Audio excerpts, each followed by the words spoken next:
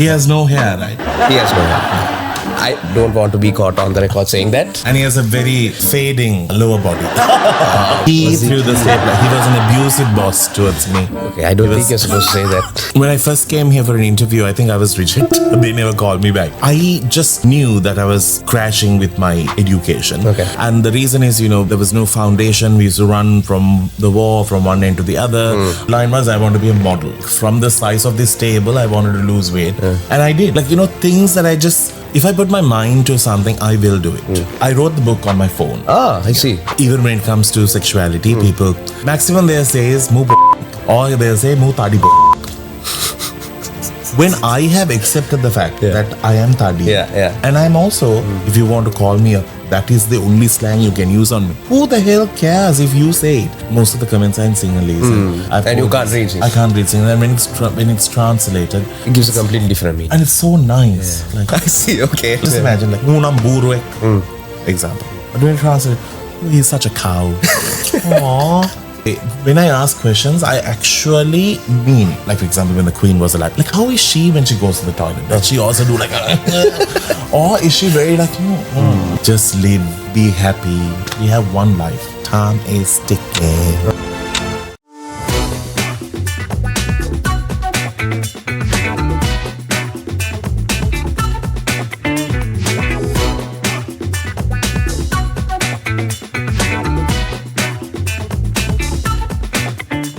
Please welcome our guest for episode 3 of Power Moves, Danu Innasithamby, also known as Danu. Very good day to you, Danu. Welcome on the show. Thank you. I just have to ask you. Yes. Kalu ida? Kalu ida? Kawuda kalu? Man kalu idi? Nene, mama anne. Hamatanama kalu ida? Oh. Why, you think I bleed somewhere? No, I just asked. Okay. Yeah, curious, very curious. Anyways, moving on, Danu. Getting to the This was asked to be done by your team here. Really? Yeah. Oh my gosh. Okay, thanks. Thank you. I have a question for you that was told specifically to be asked by a friend of yours. You are no stranger to the CMZ family. No. And you have been a host here for quite some time. And I worked for this friend of mine. Yes. He has no hair, right? He has no hair. I don't want to be caught on the record saying that because I'm still employed here. And he has a very fading lower body. Oh my gosh. Okay. I hope he doesn't hear any of this. I hope I don't lose my job either. Danu, he wanted me to specifically ask you before we go into the more serious questions. He says that rumor has it, when you were hosting this one show, was it, what Pulse was it? Planet Pulse. Planet Pulse. In the year 2000 and, when was this? 6, 7, 8, 9. 6, 7, 8, 9 on MTV. And MTV. Channel 1. Channel 1 MTV. You were supposed to do it with a co-host. Yeah. But eventually, all those co-hosts kept dropping off. And you were the sole performer in that show. Correct. What's the reason behind that? Number one, he just found me terrible co-host. Okay. And he found you a terrible co-host. Yeah. Okay, right. And number two, I don't know. It's his fault actually. Not really, mine. not yours. Not at all. But I see. Eventually, I think they gave up on finding a co-host. Okay. So there's another thing he wanted me to ask you, which I didn't mention before the show because I know you'd have. We are talking about Shevan, by the way. Shevan Daniel. This wasn't supposed to be revealed, but okay. Hello. On the 4th floor, on this very building, you used to work. And there's another legend that someone threw a stapler at you at one point. One fine day. He threw the stapler. He was an abusive boss towards me. Okay, I don't think you're supposed to say that. He was terrible. He used to punish me. I used to kneel down in the corner. Really? Just be thrown out in the rain. But let's be honest now. Let's be honest. He loves me a lot. Yeah. There you go. Okay. Yeah. It's just very much one-sided. So moving on, Danu, from being a show host here at Channel 1 MTV, coming full circle to be invited as a guest on one of MTV's podcasts. Well, Newsfirst is part of the MTV family. Being invited to the show. How does it feel? Do you feel you've made it? I think you can be boastful. It's okay. No, I think it's all just it's just a I think it's a circle of life. And I think as long as, you have your grounding the right way and you believe that, everything is so temporary and everything can just be wiped off in just a second, I think then you will know where you stand in life. And for me, I think all of these things that I have done in my life is just a journey, and I have never competed with anyone. I've always thought, okay, let's do something different from this year to next year. And it has always been with me. I've never seen, because I also feel like everyone else is just way smarter or they're better. There is a capacity that I can do, and I would like to just find the best I can do in that capacity. Like when you speak to somebody, you know there is something that they contribute to the society, and if you do the best of that, then I think that's good enough. So recently they had one of the episodes of TED Talk. Why weren't you invited for that? I really don't know, man. Actually, I thought because you'd make a good speaker. I know. I actually agree, and I don't know why they have just rejected me. Anyways, so you have had this knack for media since your school days. No, you have not. Nothing. So what shaped you into becoming this person today? Telling the honest truth, when I first came here for an interview, I think I was rejected. They never called me back. Oh no. I was working in radio at that time because I just knew that I was crashing with my education. Okay. And I knew that I was not falling into that square that was given to me to pass maths. And coming from a prominent school in Colombo. Yeah. And it was very hard. I knew I couldn't pass math. And Mummy was very supportive. She knew there was a reason why I couldn't do maths. I was never a star student. I was actually below average. And the reason is, there was no foundation. We used to run from the war from one end to the other. I had like multiple amount of teachers. I never got, some people need a little bit more extra attention. I fell into that. And I didn't get it, and it just didn't work. Somewhere after my O-levels, I took a decision to myself, thinking, if I'm going to let somebody else pave my way, it's going to take a long time. And I was not willing to wait. So, like, the first obstacle was to find a job. I needed to know where to apply. I didn't know where to apply. And I didn't have a phone number to give as a number to call. So we didn't have a landline. So it started at that point. So I'll go to communication centers and call, and I'll say, can I call in 1 hour again? Then I'll walk back home. I'll walk back again to the communication center, call again. So that's how I got my first job. And I'm grateful of this journey. It has been remarkable over the fact that I met nice people. I have not to like, blow smoke for Shivan. Yes. But my first experience on television was thanks to him. And I didn't come to work for TV. But on the first day I presented for TV, it was a fashion show. And I know he also bullied and just told me, go, as if everyone was just waiting for me to come and host the show. It was a tough start, but it was really amazing. And that was my introduction to fashion, seeing things, finding a way to dress up, like finding my soul in front of a screen. And I think we have to always remember the start. Sometimes that helps. Right. So, although you are the lively, bubbly, energetic character you are today, in front of a camera, in real life and all of that, the beginnings that you come from, the roots, are very, hardships were commonplace in your life. And you have really taken that into account in your life, growing as a human being, growing as a media personality.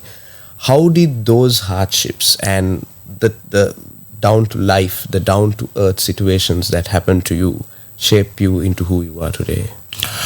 I feel like we can't cry about what our destiny is. Like, we're like, I didn't have somebody just writing a house for me. Somebody didn't have a way to like pave my education or tell me what I can do. You didn't have a fixed deposit. Correct. In your name. I just wish I did. But I think it's also the type of people who surround you. Like, although Mummy didn't have anything to offer financially, even in terms of advice, because area I chose was so different. But she was willing to make me smile when I go home. She'll give me a warm cup of coffee.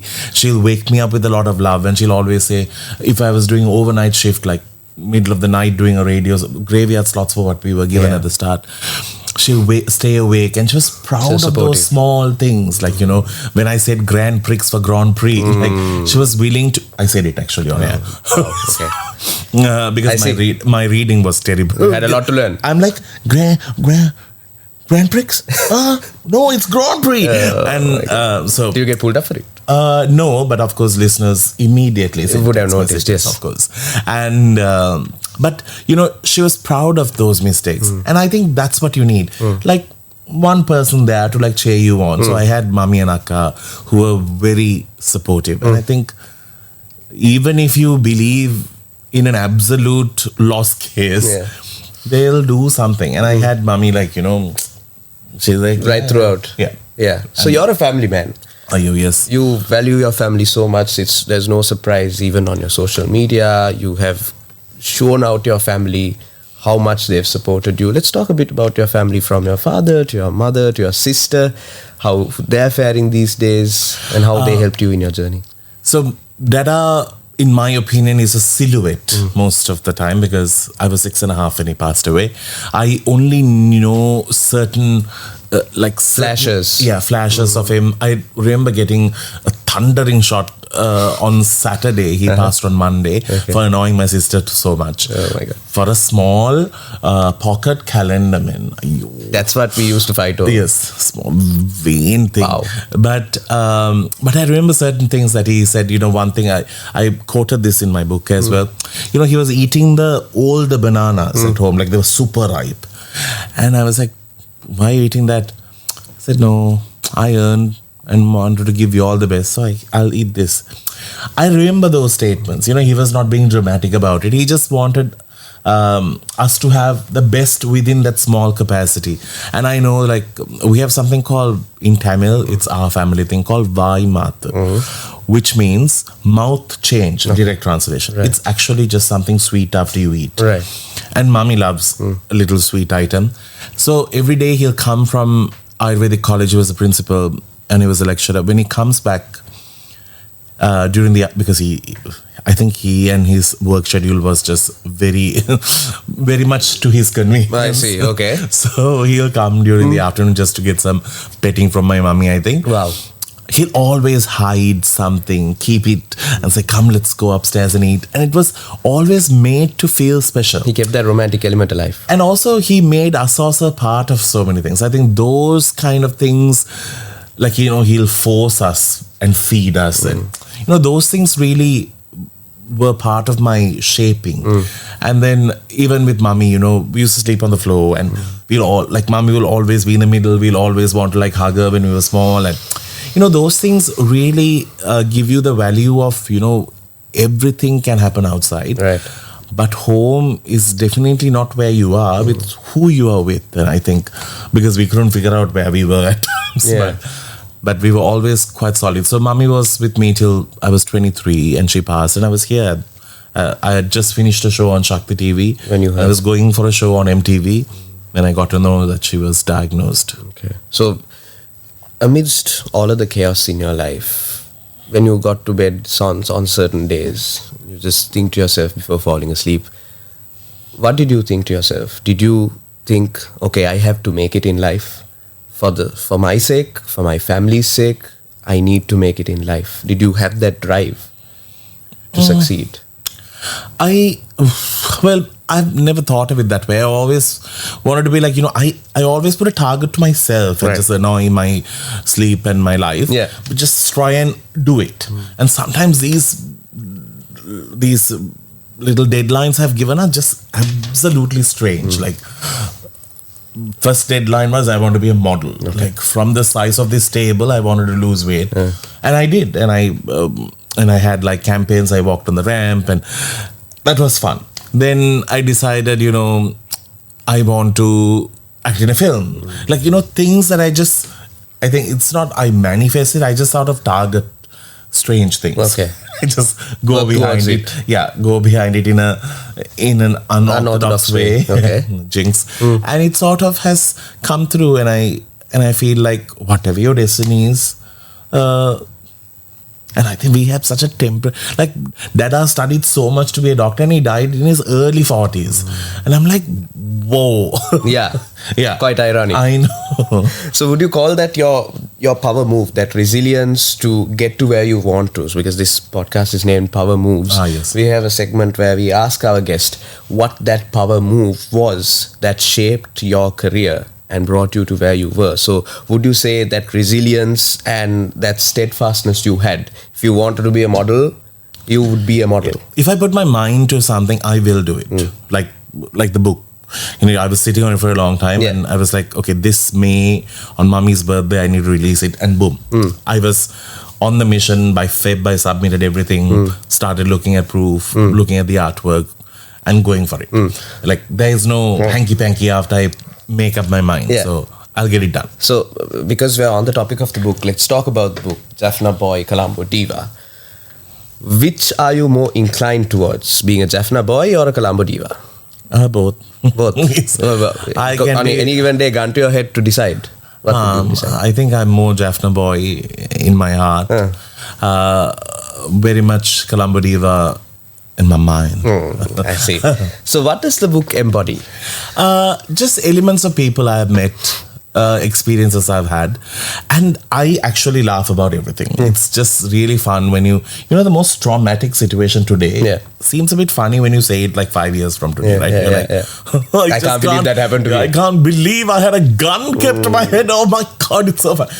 I don't know whether we do that because we're just so paranoid, but we do it. And it is one of those. I wanted to just capture the fun things, good things, sad things. It's just, and also I can't write like a series of things. You all are news people, you all know how to write and use those big words and all those stuff. I, of course, don't even use commas because I feel like it stops me. And full you want it to be free-flowing. It was so free-flowing. The person who did the proofreading is now in, I think, an asylum somewhere. Oh my God, in therapy. In therapy. But I just wanted to write the experiences I've had because I feel like we can all relate to something in every way. Like, we have all had some pervert trying to, feel us up in a bus to some, we have all gone through It's very candid. Yeah, and also it's just, I wrote the book on my phone. Ah, I see. Okay. Yeah, because I tried doing it with a laptop and all. Did you try typing notes on it? Because I think because we... You're always on your phone, I tried the whole laptop thing. I even tried shadow writers. Just for dramatic effect. Yeah, but it didn't work, man, because it takes a long time. I use only like 2 fingers. Okay. I was like, this is taking a long time. Then So you wrote chapters of it and then put it all together? Or? No, I wrote chapters and they're all chapters. And on my phone, it looks like super long and I'm like, wow. Yeah. You put it onto a paper. Yeah. It's minuscule. I'm like, I was trying to see where I went wrong with that, but later on I realized. But talking about this whole writing ability, I said this on the day of my launch with the speech I did. This once again coming back to my time here. So like this whole corporate mindset was new to me. I worked in radio before and I was only a radio presenter, so I didn't have any other responsibilities. Yes. So when I came here, I was given the whole perspective of how to work in an organization, how to send official emails. So I still remember my emails were just literally damaging to this company. Yes, no. Oh, no formality at all. Not at all. It was just very like talking terms. And so once Shivan asked me, because I used to work with him, and he said, can you write a proper email? He said, right click, you'll get options to use bigger words and better words so you can. So I right clicked on everything. Oh my God. Must have ended like a thesaurus then. I sent the email to him. He read it and looked at me and said, you're nuts. Then I was like, is it bad? He said, it doesn't make sense anymore. But he still loves you. Yes, he still loves you. He has no choice, I think. Exactly. So from all of those experiences, being in corporate, coming in as a radio personality to where you are today, you've made so many bold moves. You've been very open about the fact that you are a bold personality. But over the years, has that come at a cost? Being bold, being unforgivingly who you are? No. Even when it comes to sexuality, people... So I said this once, they'll just write, I don't know whether you can beep it if you have to. No, we don't have to. Maximum they'll say is, mu or they'll say, mu tadi When I have accepted the fact that I am tadi, and I'm also, if you want to call me that is the only slang you can use on me. Who the hell cares if you say it 100 times? It doesn't affect me. Because the only thing that mattered to me was when I wanted to express who I am and the people who I respected and loved, my mum and my sister, to still consider me as family. My father's family has completely cut me off. It's the truth. I have no problem saying it. And they don't talk to us anymore. They have not spoken to me since I was from the time of 2011. I see. They don't even know where we live. But even after all this success? Nothing. But for me, after I've lost so much in life, I've been called all names. If I have to be not truthful to myself, and if I'm going to not only drag my life, and if I'm going to pretend and drag other people's life into this absolute tunnel of pretentious nonsense, I have literally failed as a human being. And how can you wake up in the morning acting every day? It's not. So when you say it yourself, it doesn't affect when somebody else says it. I see. So you're a public figure, media personality, actor, author, everything. And criticism is very natural when you're a public figure because one, sometimes you come from a very opinionated place, and also when you're public facing, not everyone will relate to what you have to say. How do you handle that criticism? Do you just take it on the stride and move on? Number one, I am the one who decided to keep my accounts public. I'm the one who is constantly updating social media, whatever. So then I deserve to face get the what music. I am the one who put my... If not, I should just become a nun and live in a convent somewhere. But I decided to do this, so I have to deal with the drama. Number two, I just feel like the ones who express themselves negatively on social, I think when they see me in person, they talk so nicely to me. And I'm like, maybe everyone has, sometimes I think if I were to look at Priyanka Chopra's life, for example, or like Oprah, for example, and I'm like, wow. I don't mean it in a bad way. I'm like, look at her. Maybe somebody's, from the outside, those pictures are filtered and nicely color toned. How I was sweating and cramping through a little corridor to get there is not what is seen. So sometimes I always feel like everyone deserves a place to have an outlet. As much as I've got negative, I've also got very positive. Yes. People have loved me like their own child sometimes. People have put the sign of the cross on my forehead. They have wished me long life. And I think those things matter the most to me. And I think, for no reason, they don't need to be nice to me. They don't need to wish me so well. They don't need to speak from their heart. But the fact that they do that, for me, is a huge reward. And also, most of the comments are in Sinhalese. And you can't read Sinhalese. I can't read Sinhalese. And when it's translated, it gives a completely different meaning. And it's so nice. I see. Okay, nice. I've actually said this. Just imagine, Munam Buruek, example. But when you translate, he's such a cow. Aww. So then you're like, oh.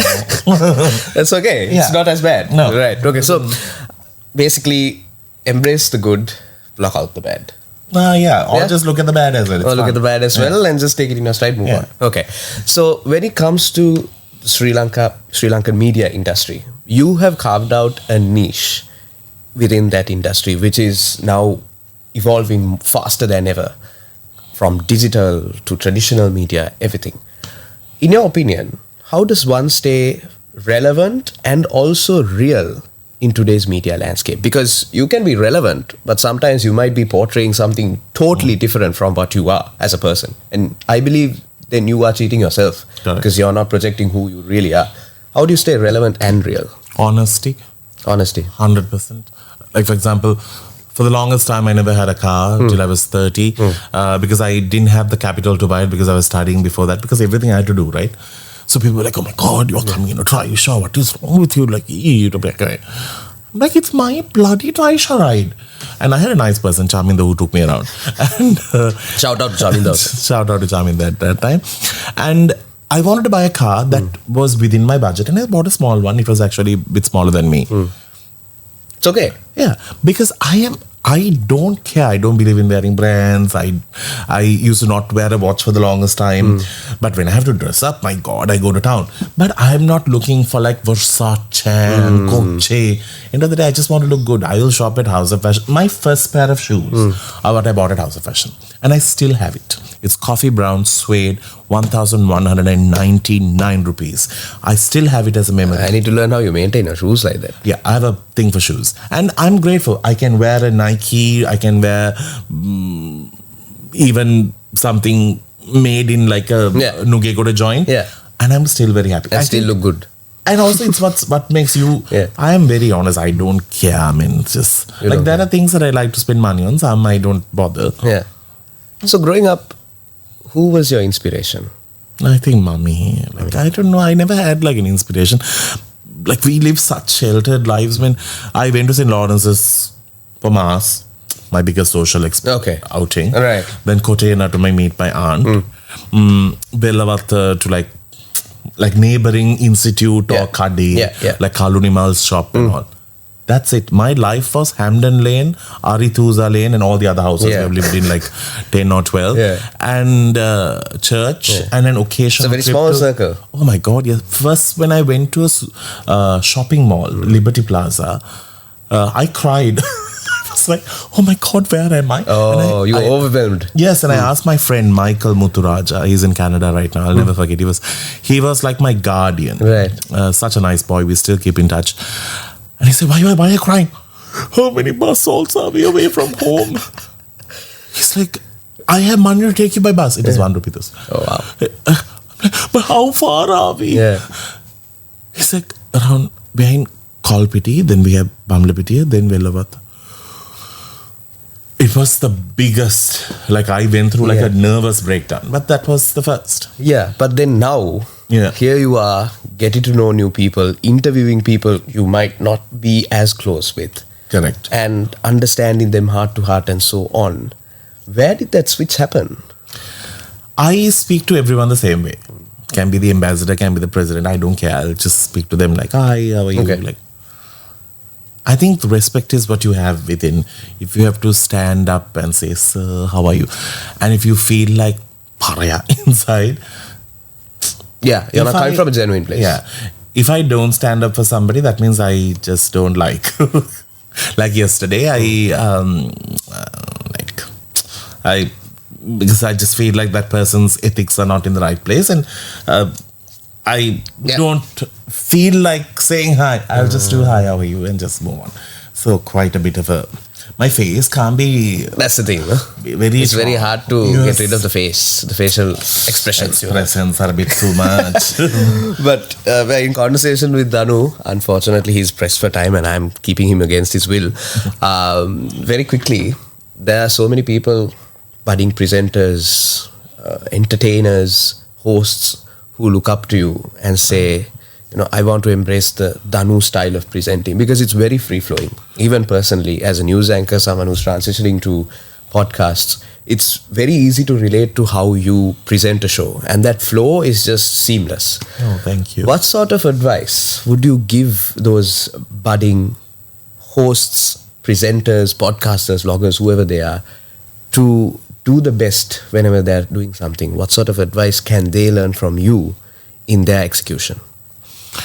I never thought of myself. I'm putting you in the spot, sorry. Such a deep, I know. Deep explanation. I just talk, man. Anyway, when I ask questions, I actually mean it.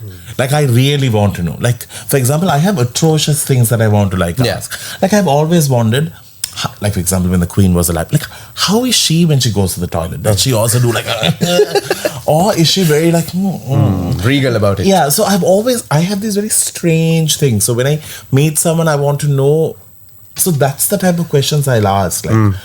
Like, what do you sleep with at home?